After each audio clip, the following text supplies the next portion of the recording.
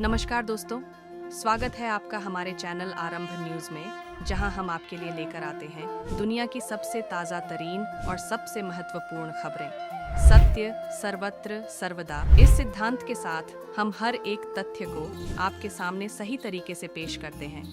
12 साल के लंबे इंतजार के बाद महाकुंभ मेला 2025 का शुभारंभ हो चुका है। प्रयागराज के त्रिवेणी संगम में यह आयोजन 13 जनवरी से शुरू होकर 26 फरवरी तक चलेगा। दुनिया के सबसे बड़े आध्यात्मिक और सांस्कृतिक समागम में 45 करोड़ से अधिक श्रद्धालुओं के आने की उम्मीद है। पौष पूर्णिमा के पावन दिन पर पहला शाही स्नान हुआ, जहां लाखों श्रद्धालुओं ने पवित्र गंगा, यमुना और अदृश्य सरस्वती के संगम में डुबकी लगाई।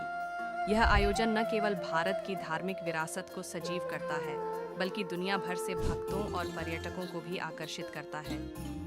आइए जानते हैं महाकुंभ का महत्व और शाही स्नान का महत्व। महाकुंभ का आयोजन हर 12 साल बाद 4 पवित्र तीर्थ स्थलों प्रयागराज, हरिद्वार, उज्जैन और नासिक में होता है।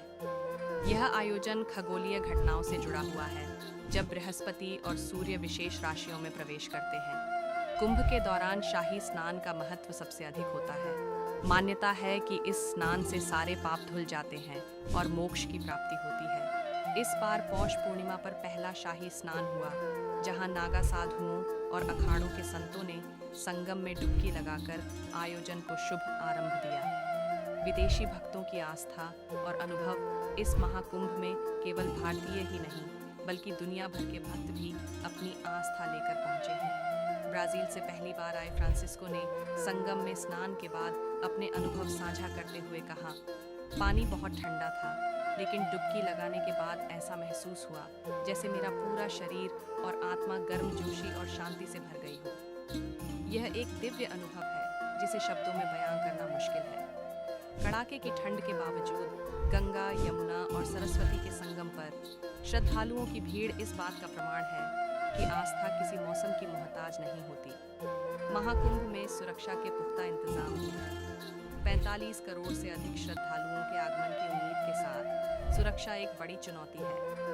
उत्तर प्रदेश सरकार ने सुरक्षा के व्यापक इंतजाम किए हैं। Rapid action force (RIF), police और केंद्रीय रिजर्व पुलिस बल (CRPF) के जवान हर कोने पर तैनात हैं। संगम क्षेत्र में भीड़ नियंत्रण और यातायात व्यवस्था के लिए विशेष योजनाएं बनाई गई हैं। यातायात सुगम रखने के लिए अलग-अलग मार्ग निर्धारित किए गए हैं। प्रवेश के लिए जवाहरलाल नेहरू मार्ग और निकास के लिए त्रिवेणी मार्ग। प्रमुख स्नान पर्वों के दौरान भीड़ प्रबंधन के लिए अक्षयवट के दर्शन बंद रहेंगे। श्रद्धालुओं के लिए बीमा योजना भी जारी की गई है। महाकुंभ में आने वाले यात्रियों की सुरक्षा सुनिश्चित करने के लिए फोनपे ने एक विशेष इंश्योरेंस प्लान लॉन्च किया है। केवल 59 रुपये में उपलब्ध इस योजना में यात्रा के दौरान होने वाले संभावित जोखिमों को कवर किया गया है। इस बीमा योजना का उद्देश्य श्रद्धालुओं को अधिक से अधिक सुरक्षा प्रदान करना है, ताकि वे बिना किसी चिंता के अपने आध्यात्मिक अनुभव का आनंद ले सकें। मोक्षपुरी बाबा और सनातन धर्म का संदेश। महाकुंभ में अमेरिका से आए मोक्षपुरी बाबा विशेष आकर्षण का केंद्र बने हुए हैं। उन्होंने सनातन धर्म और भारतीय संस्कृति की महानता को उजागर किया। बाबा ने बताया कि वे 2000 में पहली बार भारत आए थे।